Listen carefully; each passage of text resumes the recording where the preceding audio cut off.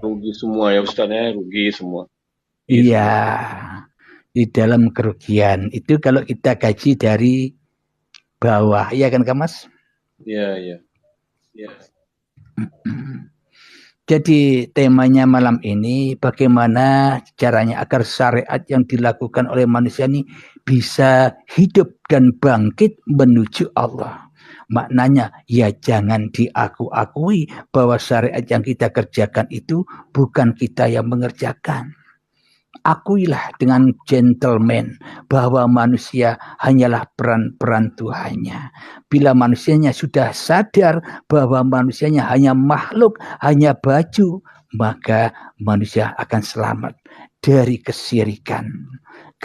Karena pangkal dari kesalahan dan keburukan itu manusianya yang syirik, mensekutukan Allah dengan dirinya di dalam hatinya. Itu yang membuat pangkal ketersesatan kita selama ini.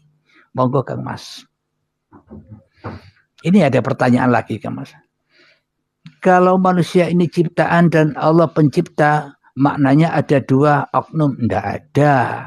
Tidak ada dua oknum. Satu, tinggal yang ada, tinggal yang wujud, tinggal yang hidup, tinggal yang berkuasa di dalam dada kita siapa? Kalau hawa nafsu, Allahnya pasti gaib. Tidak sama-sama wujud, tidak bisa. Tidak bisa dua jadi satu. Maknanya bila manusianya yang ada pasti Allahnya gaib. Tapi bila Allahnya yang wujud, manusianya pasti gaib. Tidak akan duduk bersama. Jadi pertemuan antara Tuhan dan hambanya ini bukan seperti pertemuan antara saya dengan Kang Zus. Bukan pertemuan antara saya dan Anda semua. Bukan itu pertemuan di sisi Allah. Itu kan pertemuan versi manusia. Versi kepahaman hawa nafsu. Ya seolah-olah ada dua. Bahkan ada tiga atau lebih.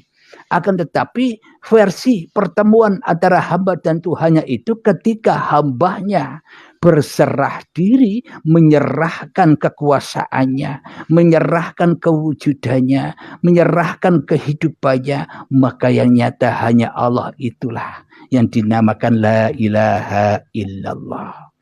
Selama ini la ilaha illallah yang kita panjatkan itu kan la ilaha illallah yang palsu, yang mati, ya kan Kang Mas? Karena yang wujud masih manusianya. Jadi tidak akan ada dua, hanya satu. Kalau hawa nafsu yang memegang kendali kekuasaan pasti Allahnya tidak ada, Allahnya gaib. Tapi bila Allah yang memegang kendali hawa nafsu, manusianya pasti gaib. Hanya satu. Tidak ada dua, tidak bisa dua. Kalau tidak manusianya, ya Tuhannya. Kalau tidak Tuhannya, ya manusianya. Tinggal siapa yang ada yang mengenai kita selama ini. Yang tahu kan diri kita masing-masing, ya kan Kak Mas? Benar. Nah, yang terpenting kita tahu kita di posisi yang mana dan kita tak berhak menilai manusia yang lain. Oh kamu masih di sini, tidak berhak kita. Kenapa? Karena yang bisa menilai manusia-manusia itu ya hanya penciptanya. Itulah yang dimaksud ku anfusakum, selamatkanlah dirimu sehingga semua manusia selamat dari penilaianmu. Kalau kita belum selamat menyelamatkan diri kita, pasti manusia pun tak akan selamat dari penilaian kita. Kita hanya memandang manusia saja. Kenapa? Karena kita lalai memandang diri kita sendiri. Ya enggak Kang Mas? Nah, benar insyaallah benar.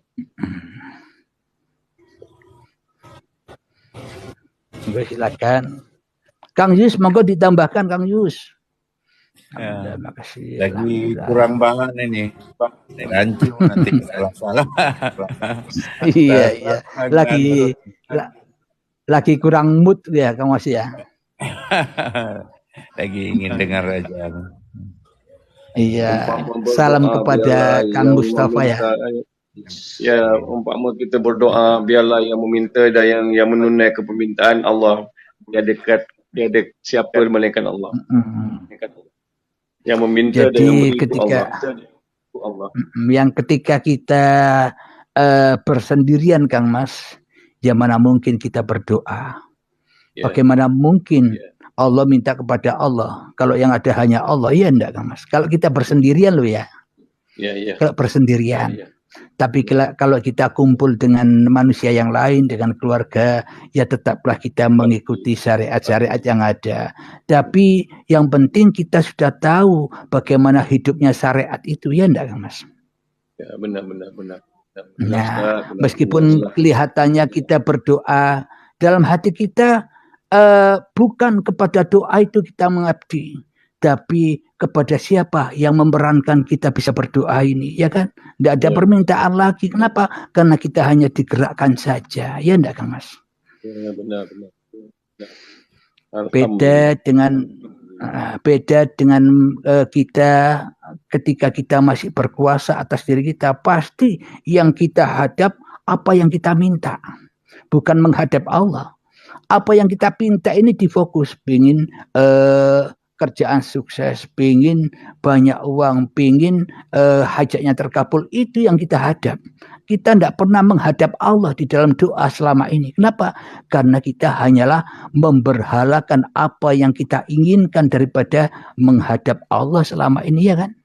Ya, benar. Jadi kalau manusia sudah mengenal Tuhannya, bagaimana mungkin manusia tahu apa yang dibutuhkan oleh manusianya, kecuali Tuhan yang lebih tahu apa yang dibutuhkan oleh manusianya. Iya kan, Kang Mas? Benar. Ini ada pertanyaan nih Ustaz nih, apa akal bisa lenyap? Ada pertanyaan. Akal, pikiran, rasa-rasa di hati, senang, bahagia, sedih, gelisah dan sebagainya, ya tidak akan pernah hilang. Kenapa? Karena itu siapa? Bukan manusia. Kalau tidak ada hidup kan tidak ada itu, Kang Mas. Adanya itu semua kan karena adanya hidup, ya kan? Tergantung manusianya. Ini mau diserahkan kepada Allah apa masih diakui di dalam kekuasaan manusianya? Bila masih manusia yang memegang kendali kekuasaan, ya pasti disiksa dengan perasaan-perasaan itu. Karena manusianya masih merasa yang bisa begitu, ya kan? Akan tetapi bila sudah dipasrahkan kepada Allah, ya enjoy saja. Wong bukan aku pelakunya, ya enggak, Kang Mas? Alhamdulillah. Contoh tentang sholat khusyuk. Pendapat semua manusia, pendapat orang, siapapun orang yang sholat khusyuk itu, yang diingat hanya Allah. Ingat hanya Allah. Yang kebanyakan ingat namanya, ingat sesebutannya saja, Allah. Tapi masih manusianya yang merasa ingat, iya kan, Mas? Akan tetapi yang dikatakan khusyuk yang sebenar-benarnya di sisi Allah itu, manusia tidak mampu ketika sholat hatinya ke pasar, hatinya ke toko, hatinya ke bank, hatinya kemana saja, tidak mampu manusianya kalau tidak ada uripe Allah, ya tidak, Kang Mas? Benar. Bila kita sudah pasrahkan semuanya, ya Allah, yang bisa yang bisa memperjalankan hatiku hingga bisa ingat ini, ingat itu, aku tidak berkuasa untuk itu, ya Allah, semua dengan kehendak-Mu. Kenapa? Karena ya muqallibal qulub, wahai zat yang membolak-balikkan hatiku, sabit qalbi ala dinik, tetapkanlah aku selalu menyaksikanmu di dalam bolak-baliknya hatiku. Inilah tanda bukti bahwa bolak-baliknya hati pun bukan kekuasaan manusia. Tergantung manusianya mau menyerahkan kepada Tuhannya apa tidak. Bila manusianya tidak menyerahkan kepada Tuhannya, ya manusianya tetap selamanya terbelenggu dengan perasaan-perasaan itu. Ya tidak bisa khusyuk terus, manusianya yang jadi Tuhan, ya kan? Iya, benar. Akan tetapi bila semuanya dipasrahkan kepada Tuhannya, ingat atau lupa, yo nae Allah, nae urip. Bila kita persembahkan semuanya, itulah yang dimaksud Islam itu. Menyerahkan semuanya, menyerahkan apa-apa yang bukan kekuasaan kita. Karena tanpa hidup, ya kita tidak berkuasa apa-apa. Jangankan kita berkuasa atas berkuasa atas lupa saja kita tidak punya kuasa untuk lupa, ya enggak nih Mas? Benar Ustaz, benar. Disitulah akhirnya manusianya enjoy why. Kenapa? Manusianya menonton pangerani. Biar Allah yang menjadi artisnya, menungsani sing nonton. Sambil makan popcorn. Ya kan Kang Mas? Popcorn. Iya, Allah. enjoy saja. Syukur alhamdulillah.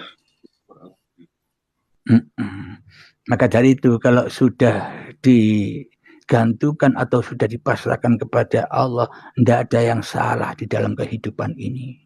Kita memandang apapun tidak ada yang salah.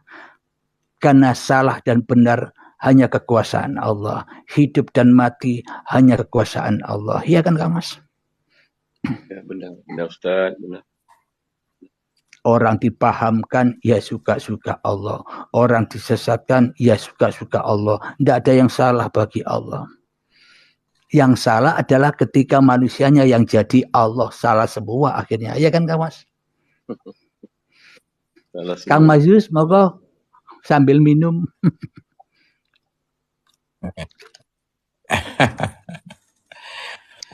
Ayo gantian Kang Yus. Gantian yuk. Aja nih ikut dengar dulu. Salam kepada Kang Mustafa dan Pak Dokter ya, Kang Mas ya.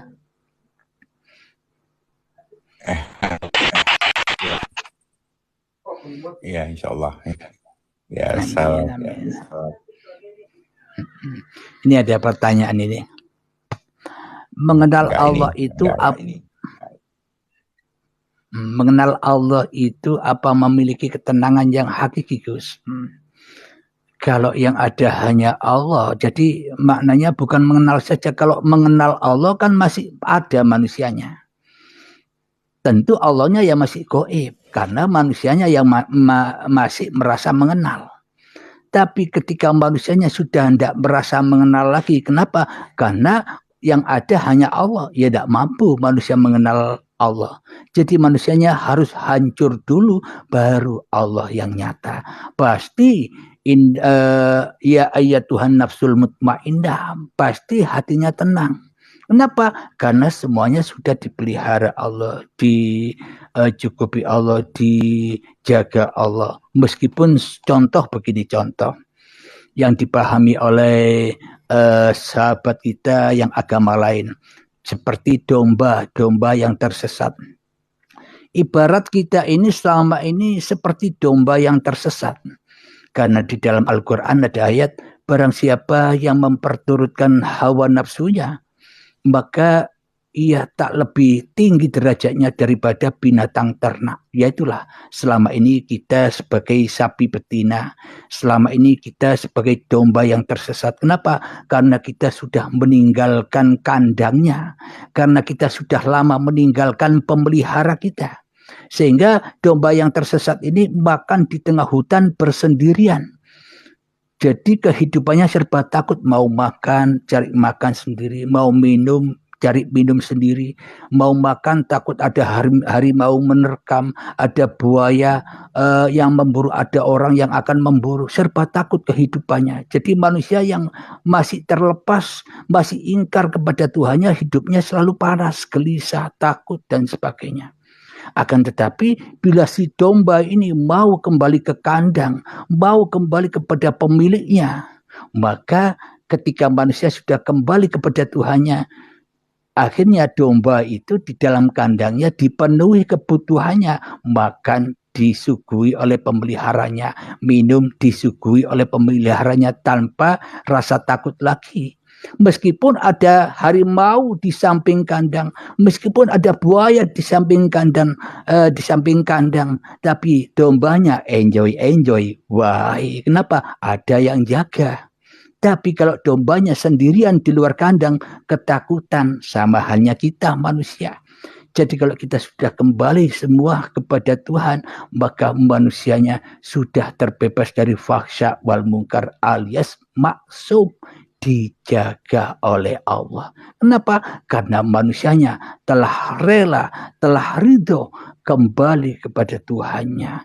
Apanya yang direlakan, apanya yang diridhokan, bahwa hidup dan badan semua apa yang dilakukannya sudah bukan hak miliknya lagi. Inilah domba yang kembali kepada pemiliknya. Begitu, Kang Mas. Alhamdulillah. Mudah dipahami kan ya?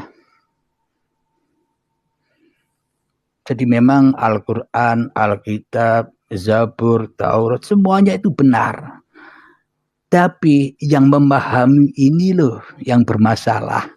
Sehingga karena kurang pahamnya atas ayat-ayat suci, atas kitab-kitab suci, akhirnya mengklaim merasa paling benar agamanya, merasa paling benar kitabnya. Kenapa? Karena memahaminya sesuai dengan hawa nafsunya, masih ditunggangi oleh hawa nafsunya.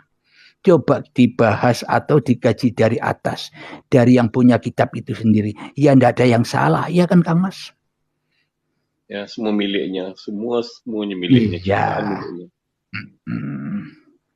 Ya itulah makrifat itu. Ketika manusianya sudah tidak berdaya lagi, ketika manusianya sudah kembali kepada hakikat diri sejati kemakhlukannya yang tak bisa menciptakan apa-apa.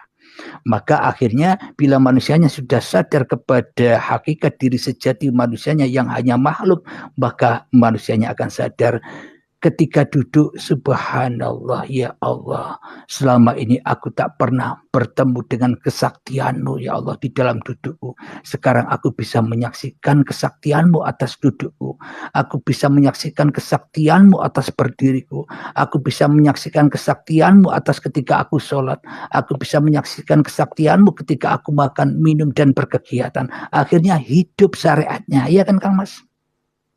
Ya Ustaz, benar sekali. Syariatnya hidup, syariatnya lillah. Kenapa? Karena hanya Allah penguasanya. Itu yang dimaksud hidupnya syariat ketika manusianya ma'rifatullah, kembali kepada Tuhannya. Alhamdulillah. Oke.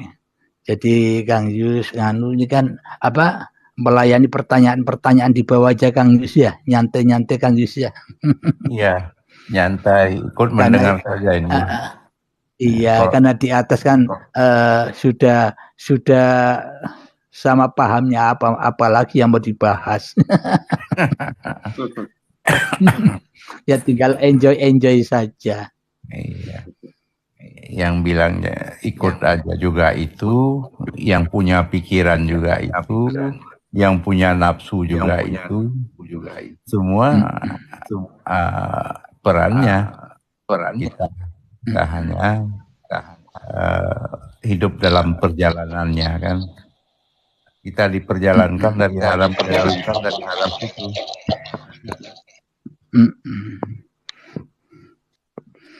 Alhamdulillah.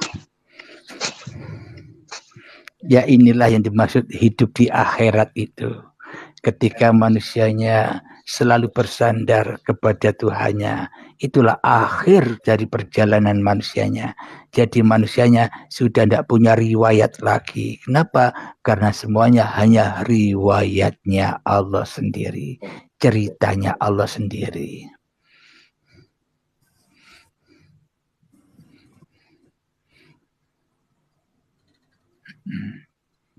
Ini ada pertanyaan ini. Coba dirasai kan. Kalau masih belum tenang, ya dihayati apakah benar-benar sudah nyata Allah pada dirimu. Maknanya kenyataan Allah itu tak bisa dinyatakan oleh manusianya. Bila Allah bisa dinyatakan oleh manusianya, berarti ya masih manusianya yang jadi Allah.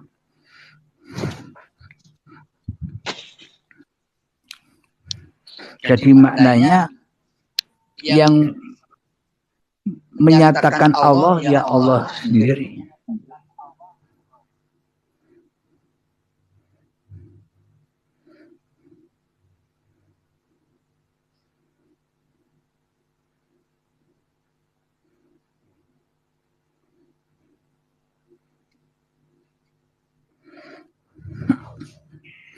Jadi di dalam makalah araftu robbi bi robbi, aku mengenal Tuhanku dengan Tuhanku.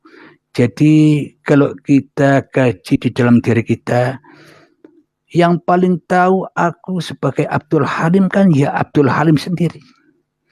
Yang paling tahu kepada Kang Yusri kan Kang Yusri sendiri. Yang paling tahu kepada Kang Slamet kan Kang Slamet sendiri. Ya kan Kang Mas? Benar. Nah, jadi memang yang tahu Allah ya Allah sendiri. Ketika manusianya rela itu kembali kepada Allah, maka Allah yang berkuasa atas manusianya. Wis sakarpe pangeran, bebas manusianya, ya kan? Karena sudah tidak jaga-jaga Allah lagi. Tapi kalau manusianya masih sibuk mencari Allah, seolah-olah manusianya masih merasa makrifat daripada Tuhannya. Ya dipersibuklah manusia dengan segala daya upayanya.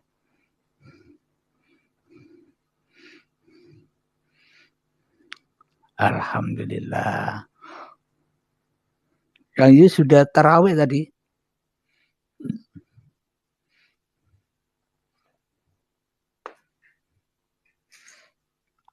Kang Selamat, ayo apalagi yang mau ditanyakan?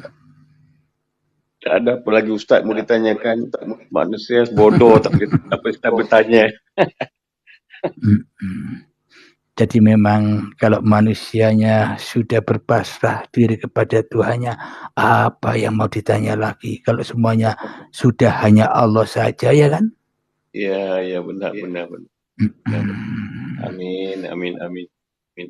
Jadi ya endingnya ya enjoy saja. Kenapa? Tidak ada yang salah.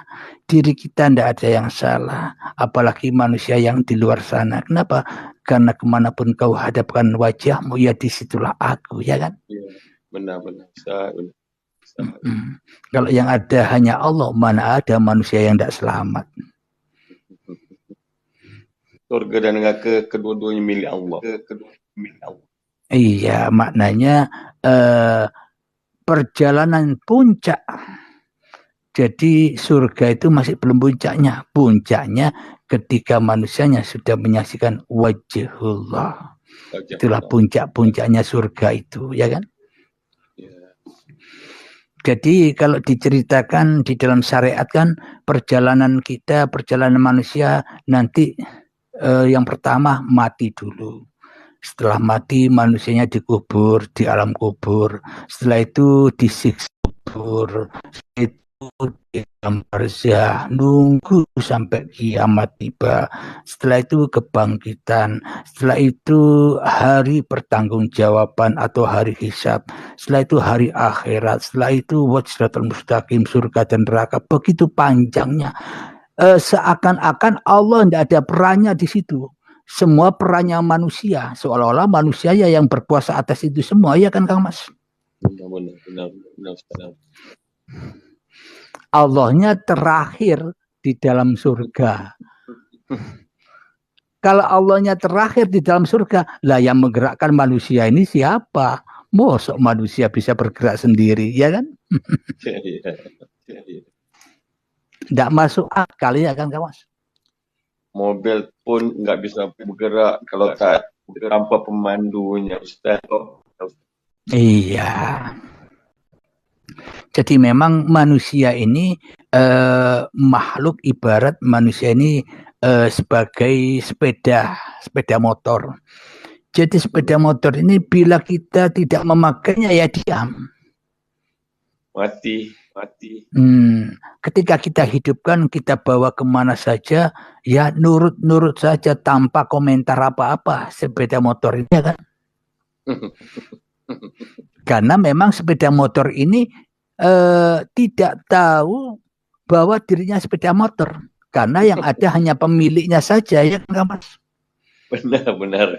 Lucu Ustaz, lucu sekali. Iya. Selama ini kan kita merasa diri kita tahu bahwa diri kita manusia. Karena kita selama ini merasa jadi Tuhan. Ini ada pertanyaan. cerita syariat tentang mati dan segala perjalanan setelah mati itu sebenarnya berlaku pada saat ini, bukan besok. Betul sekali. Karena manusia memahami perjalanan waktunya sehingga dikira besok. Berarti kalau besok kan goib. Berarti kalau goib kan tidak ada, namanya saja goib. Akan tetapi perjalanan-perjalanan itu sesungguhnya hak nyata. Kapan? Ya ketika manusianya masih ada. Kalau manusianya sudah mati, sudah tidak ada, ya tidak ada perjalanan itu. Perjalanan itu ada ketika manusianya masih ada. Iya kan Kang Mas?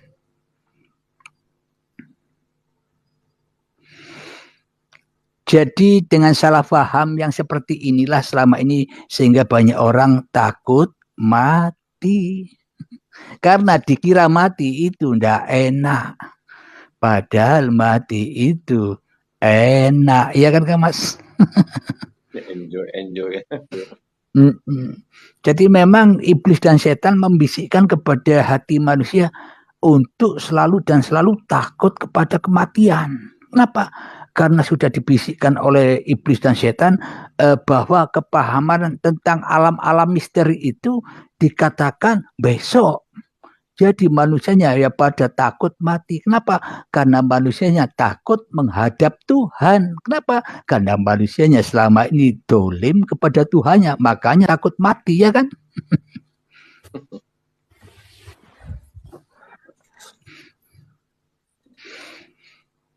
Ya memang kepahaman ini sangat amat langka orang memahaminya. Ya memang lumrah, tidak ada yang salah. Karena Allah menghendaki manusia dengan sekehendaknya sendiri. Alhamdulillah, bersyukurlah kita bila kita dipahamkan oleh Allah. Dan pun kita juga tidak boleh menyalahkan orang-orang yang tidak paham. Pun kita tidak boleh perdahkan orang-orang yang tidak paham. Kenapa? Karena yang tidak memahamkan ya juga Allah. Apa bedanya dengan kita? Kita dipahamkan Allah. Ada manusia yang tidak dipahamkan Allah. Kan sama-sama Allahnya. Apa masalahnya? Ya enggak Kang Mas? Amin. Itulah indahnya bila sudah mengenal Allah itu. Jadi indah. Saling menghormati, saling menyayangi. Indah hidup ini bila sudah mengenal Allah. Tapi Allah pun juga tidak senang bila manusia ini pada iman. Kenapa? Tidak ada pagelaran kalau manusia iman semua, ya kan? Itu makanya ada yang dipaham. Itu ya, ada permohonan Nabi Sulaiman dulu mempersatukan kan? Oh ya. Oh ya. Ayo diceritakan Kang Mas, saya ingin dengar Kang Mas. Permohon Nabi Sulaiman untuk mempersatukan semua makhluk sujud kepadanya kan? Itu dia. Kemudian Allah menegur itu kesempurnaanku. Begitu juga dengan apa yang masalah Nabi Ayub tadi. Nabi Ayub yang merasa pintar itu kan. Kemudian itulah coba kamu ke sana, dibakar rumah yatim, dibakar rumah fakir miskin, dirusak perahu. Semua sebetulnya tidak ada sosok. Yang ada hanya Allah. Itu perbuatan Allah. Suka-suka aku kata Allah ya.